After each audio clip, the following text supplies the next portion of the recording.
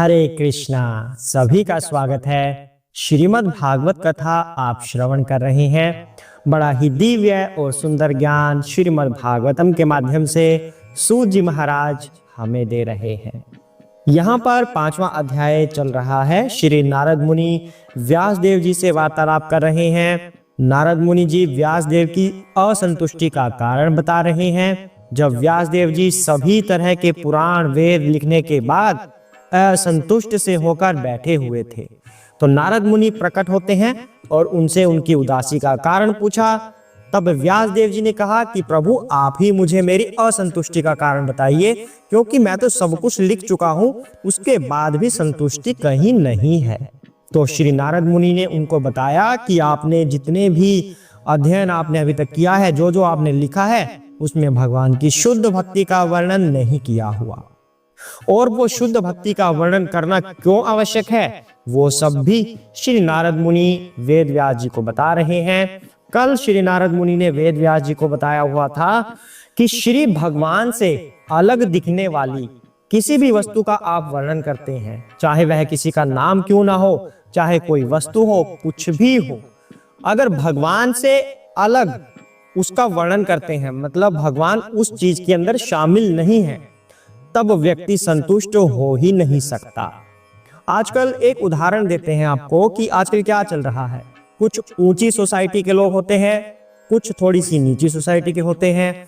तो नीचे वाले मतलब धन के बल पर, ऊंचा नीचा धन के बल पर, जाति के हिसाब से नहीं, धन वाले हिसाब से।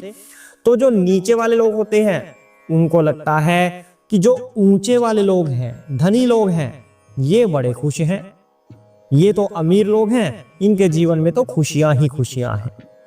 पर जो धनी व्यक्ति है, सबकी बात नहीं है, उदाहरण स्वरूप बता रहे हैं किसी व्यक्ति के बारे में उदाहरण लेकर, वैसे कि अगर उस धनी व्यक्ति के जीवन में भगवान उपस्थित नहीं है, अमीर दिख रहा है वह, पर उसके जीवन में भगवान नहीं है, वह भगवान की भक्ति नहीं करता, उसके जीवन में भगवान का कोई रोल ही नहीं है, अगर ऐसा है, तब वह अंदर से खुश नहीं होगा। दूर से देखने पर हमें लग सकता है कि वह खुश है, पर अंदर से उसका दिल ही जानता है कि वह कितना खुश है। कहीं ना कहीं उसे कोई ना कोई दुख सताता रहेगा, बड़े वाला दुख। छोटे मोटे तो सबको ही होते हैं, कोई बड़े वाला। किसी का पति अच्छा नहीं होगा, शराब पीता होगा, कोई किसी को छोड़कर चला गया, किसी के बच्चे बिगड़ गए, किसी को कुछ हो गया, किसी को कुछ हो गया, मतलब कोई ना कोई बड़ी समस्या उसको होगी अगर उसके जीवन में भगवान नहीं है। पर दूर से दुनिया को देखने में लगता है कि ऊंची सोसाइटी के लोग हैं, खुश होंगे। तो यहाँ पर नारद मुनि जी भी वही समझा रहे हैं कि भगवान से अलग दिखने वाले किसी के रूप, किसी का नाम, कोई वस्तु, किसी भी चीज के बारे में अगर आप वर्णन करने जा रहे हैं, तो आपको संतुष्टि कैसे मिलेगी? नहीं मिल सकती। आज नारद मुनि इससे आगे क्या समझाएंगे, आज हम वो जानेंगे। उससे पहले भगवान की छोटी सी वंदना कर लेते हैं। आप भी इस वंदना में शामिल हो। हरे कृष्णा। जय राधा माधव, जय कुंज बिहारी, जय राधा माधव, जय कुंज बिहारी। यशोदानंदन ब्रज जन रंजन, यशोदानंदन ब्रज जन रंजन, यशोदानंदन ब्रज जन रंजन, यशोदानंदन ब्रज जन रंजन। यमुना तीर वनचारी, जय राधा माधव, जय कुंज बिहारी, जय राधा माधव, जय कुंज बिहारी। हरे कृष्णा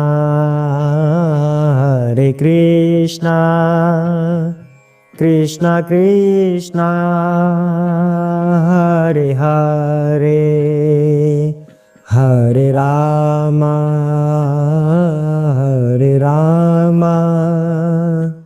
राम राम हरे हरे, हरे कृष्णा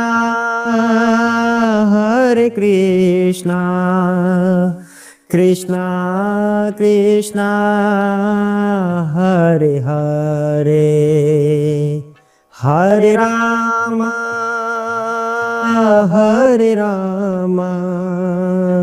राम राम हरे हरे, हरे कृष्णा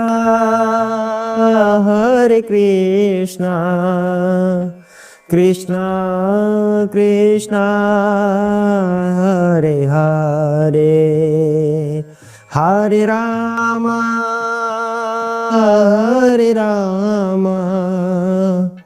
राम राम हरे हरे, हरे कृष्णा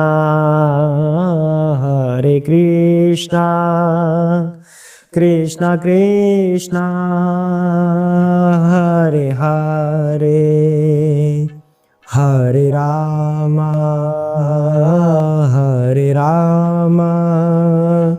राम राम हरे हरे। हरे कृष्णा। जय श्री गणेश। ओम नमो भगवते वासुदेवाय। जय सरस्वती माता की, श्री व्यास देव की जय हो, श्री शुकदेव गोस्वामी की जय हो, सूत जी महाराज की जय हो, श्री कृष्ण की जय हो, जगन्नाथपुरी की जय हो, भगवान वासुदेव श्री कृष्ण की जय हो, शिव शंकर भोलेनाथ पार्वती माता की जय हो, श्री प्रभुपाद की जय हो, चैतन्य महाप्रभु की जय हो। हरे कृष्णा। जय श्री गणेश। आइए पाठ को आगे बढ़ाते हैं। श्री नारद मुनि आज क्या समझाएंगे व्यास देव जी से, और हमें क्या करना है। जो जो समझाया जा रहा है हमें उससे समझना है और अपने जीवन में उतारना है। सामान्य मनुष्यों में भोग करने की स्वाभाविक प्रवृत्ति होती है और आपने धर्म के नाम पर उन्हें वैसा करने हेतु प्रोत्साहित किया है। यह अत्यंत घृणित तथा अत्यंत अनुचित है, क्योंकि वे लोग आपके उपदेशों के अनुसार मार्गदर्शन प्राप्त करते हैं, अतः वे ऐसे कार्यों को धर्म के नाम पर ग्रहण करेंगे और निषेधों की कोई चिंता नहीं करेंगे। हरे कृष्ण। श्री नारद मुनि यहाँ पर क्या बता रहे हैं। जो व्यास देव ने इतने सारे वेद लिखे हैं, पुराण लिखे हैं, महाभारत लिखा है, उनके बारे में नारद मुनि बता रहे हैं कि जो आम लोग होते हैं, दुनिया के जो आम लोग होते हैं, उनकी प्रवृत्ति क्या है। उनकी प्रवृत्ति है भोग करने की। इतने सारे जन्म से वो गुजर चुके हैं, भौतिक जन्म ले चुके हैं, तो उनमें उनकी प्रवृत्ति कैसी बनी, भोग करने की। और उन्हीं प्रवृत्तियों को लेकर वो अब फिर से जन्मे हैं। तो उन्हें तो बहाना चाहिए या कोई ऐसा रास्ता चाहिए, कोई ऐसा मार्ग चाहिए कि वो भोग कर सकें, और आपने उन लोगों को वो मार्ग दे दिया है। आपने अपने पुराणों में ऐसी ऐसी बातों का वर्णन किया है कि जिससे सकाम कर्मी कुछ कर्म करके फल को प्राप्त कर सके। इसका तात्पर्य क्या हुआ, लोगों को भोग करने के लिए आप प्रोत्साहित कर रहे हैं, क्योंकि लोगों की तो मंशा ही होती है ऐसी कि भोग किया जाए, कैसे भोग किया जाए, और आप उन्हें रास्ता दिखा रहे हैं। 84 लाख योनियां हैं, एक जीव के लिए 84 लाख योनियां हैं। एक मनुष्य का जीवन ही ऐसा होता है जिसमें वह इन योनियों के सिस्टम से बाहर निकल सकता है, क्योंकि मनुष्य जीवन के बाद अगर वो किसी दूसरी योनि में चला जाता है तो उसके पास कोई मौका नहीं रहता फिर निकलने का। उसे ये सारे के सारे जन्म लेने पड़ेंगे। कभी घोड़ा बनेगा, कभी हाथी बनेगा, कभी चींटी बनेगा, कभी कुछ बनेगा, कभी जलचर, कभी नवचर, कभी सांप, कभी बिच्छू। जितनी भी योनियां हैं उन सारी योनियों से फिर गुजरना पड़ेगा, कोई मौका उसे नहीं मिलेगा। और आपने उनसे ये मौका छीन लिया है। मनुष्य की प्रवृत्ति होती है भोग करने की, और आपने जो सकाम कर्म के निर्देश दिए हुए हैं अपने ग्रंथों में, तो मनुष्य को उससे एक बहाना भी मिल रहा है और उससे एक मार्ग भी मिल रहा है कि इस तरह से हम भोग कर सकते हैं। और भोग करने के जो ये सकाम कर्म है वो आत्म साक्षात्कार के मार्ग में अवरोधक है। व्यक्ति आत्म साक्षात्कार नहीं कर पाएगा, वह किसी न किसी धार्मिक ग्रंथ की आड़ में ये भोग करता जाएगा कि उस ग्रंथ में तो ये लिखा है, उस वेद में ये लिखा है, उस शास्त्र में ये लिखा है, तो वो उनका बहाना ले लेकर भोग में लगा रहेगा और पाप कर्म करता जाएगा, जो कि उसकी आध्यात्मिक उन्नति में एक अवरुद्ध बन जाएगा। तो फिर नारद मुनि श्री व्यास देव जी की इन ग्रंथों की भर्त्सना कर रहे हैं कि आपको ये सब ग्रंथ नहीं लिखने चाहिए थे। आपको केवल वही लिखना चाहिए था जिसका मूल उद्देश्य श्री भगवान की प्राप्ति हो, जिसके अंदर भगवान की दिव्य लीलाओं के बारे में वर्णन किया गया हो। आपको सकाम कर्मों के बारे में लिखना ही नहीं चाहिए था। तो फिर आप संतुष्ट कैसे होंगे? इतनी बड़ी गलती आपने कर रखी है तो संतुष्ट हो ही नहीं सकते। अब इन धार्मिक ग्रंथों की वजह से जो आपने लिखे हुए हैं, व्यास देव जी से कह रहे हैं नारद मुनि जी, जो आपने ये ग्रंथ लिखे हैं इनके अंदर पशु बलि तक के बारे में लिखा हुआ है कि ऐसे पशु बलि देंगे तो आपको ये चीज प्राप्त हो जाएगी, ये देवता प्रसन्न हो जाएंगे और आपकी ये मनोकामना पूर्ण हो जाएगी। आपने ऐसी ऐसी बातें लिखी हुई हैं, तो लोग क्या करेंगे? फिर इन धार्मिक ग्रंथों को पढ़कर पशु बलि को बढ़ावा देंगे। वो इनके उद्देश्य को समझना ही नहीं चाहेंगे, वो केवल इनका हवाला देंगे कि ये देखो वेदों में ऐसा लिखा है, पशु बलि कहां पर पाप है, लिखा हुआ है, वही तो हम कर रहे हैं। पर उसकी आड़ में पशु वध केंद्र खुलते जा रहे हैं, वही प्रधान बनते जा रहे हैं। नारद मुनि ने इस बात को पहले से ही जान लिया था। दूरदर्शी थे, योगी थे, सिद्ध थे नारद मुनि, तो उनको पहले ही पता था कि आने वाले समय में ऐसा होगा। लोग पशु वध को बढ़ावा देंगे इन ग्रंथों की वजह से, और ऐसा हुआ भी। इसी की वजह से भगवान को इस पशु वध को रोकने के लिए भगवान को बुद्ध के रूप में अवतार लेना पड़ा। तो वेदों के प्रमाण की भगवान ने निंदा भी की, ताकि लोग वेद के इस वाले हिस्से को छोड़ सकें। अगर वेद गलत लगेंगे तो फिर पशुवध भी गलत लगेगा, इसलिए उन्होंने बुद्ध के रूप में अवतार लिया। और श्री नारद मुनि को यह पहले ही पता चल गया था कि ऐसा ऐसा होगा, तभी तो श्री व्यास देव को बता रहे हैं कि आपको ऐसे साहित्य नहीं लिखने चाहिए थे। क्योंकि लोगों को तो बहाना चाहिए कि हाँ भाई, धर्म ग्रंथों में लिखा हुआ है, शास्त्रों में लिखा हुआ है, ऐसी ऐसी संस्तुतियां की गई हैं कि इस पशु का वध करो, ये देवता प्रसन्न हो जाएंगे। अलग अलग देवी देवताओं को प्रसन्न करने के लिए पशु बलि के बारे में लिखा हुआ है।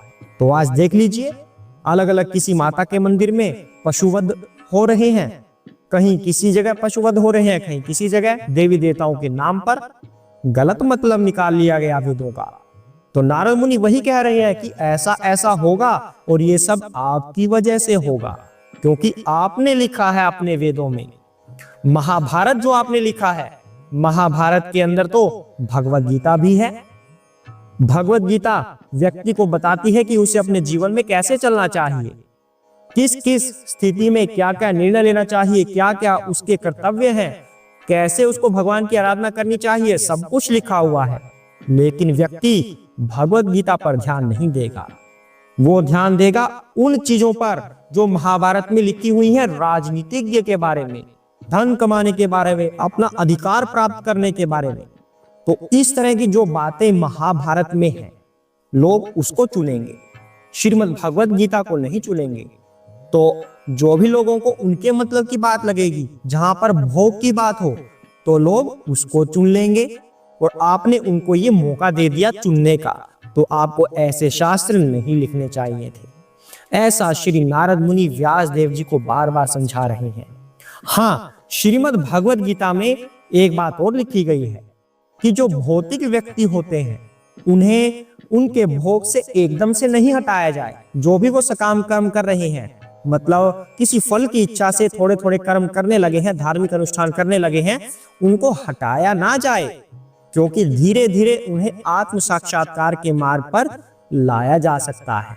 तो जो वो कर रहे हैं उन्हें करने दे, क्योंकि कुछ तो आए वो भक्ति में, चाहे वो सकाम कर्म के रूप में हो। थोड़े थोड़े आए हैं, पर धीरे धीरे क्या पता वो पूरे आ जाएं, उनको ला सकते हैं हम आत्म साक्षात्कार के मार्ग पर। लेकिन जो लोग भक्ति में लगे हुए हैं, उनके लिए ये सुझाव कभी भी लागू नहीं होता कि आप सकाम कर्म कर लीजिए, उस देवता की पूजा कर लीजिए, आपको ऐसा मिल जाएगा, उसकी पूजा कर लीजिए, आपको ये प्राप्त हो जाएगा, पशु वध कर दीजिए, उसकी बलि दे दीजिए, तो आपको ये मिल जाएगा, वो देवता खुश हो जाएंगे।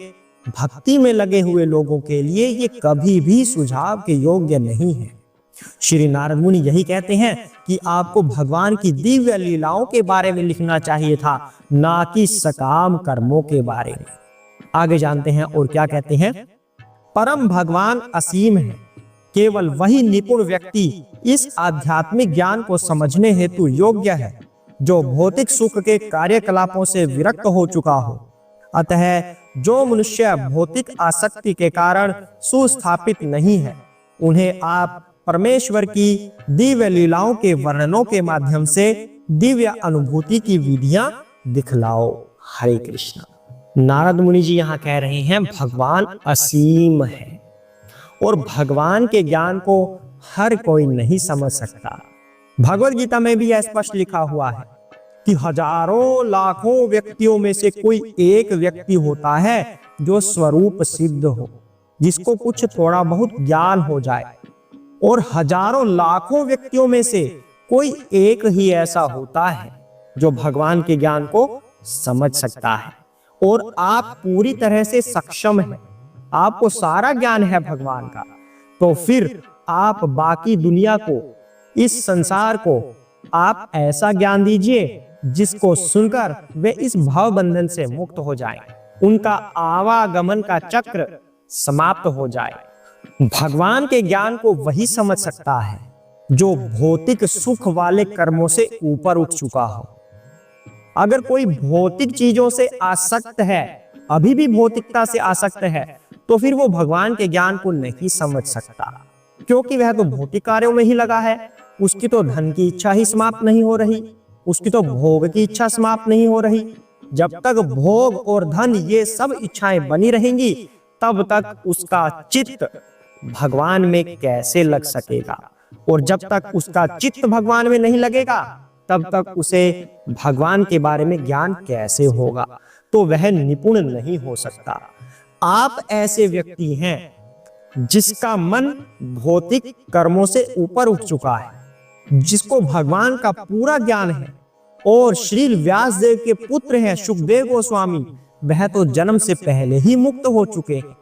श्री कृष्ण ने उनको वादा किया था, वचन दिया था कि आप बाहर आइए, आप माया से प्रभावित नहीं होंगे। तो इस तरह से ये गुरु परंपरा चल रही है। व्यास देव जी ने अपने पुत्र को ज्ञान दिया, सुखदेव महाराज को, उनसे सूर्य महाराज ने ज्ञान लिया, और उसके बाद गुरु परंपरा चलती जा रही है और श्रील प्रभुपाद तक आ रही है। फिर श्री प्रभुपाद अपने ग्रंथों के माध्यम से हमें ये शिक्षा दे रहे हैं। इसलिए भगवान का ज्ञान हमेशा गुरु परंपरा के किसी प्रतिनिधि से ही लेना चाहिए। अगर गुरु महाराज उपस्थित हो तो उनसे ये ज्ञान लीजिए, अन्यथा उनके किसी प्रतिनिधि से, अर्थात गुरु परंपरा की श्रृंखला में से ही आप किसी से ज्ञान ले सकते हैं, वही आपको भगवान का सही ज्ञान दे सकता है। अन्यथा बाकी लोग तो फिर भौतिकता में ही उलझे रहते हैं, धन चाहिए, ये चाहिए, वो चाहिए, उनका वही समाप्त नहीं होता। भगवान का ज्ञान क्या स्वयं लेंगे, क्या दूसरों को देंगे।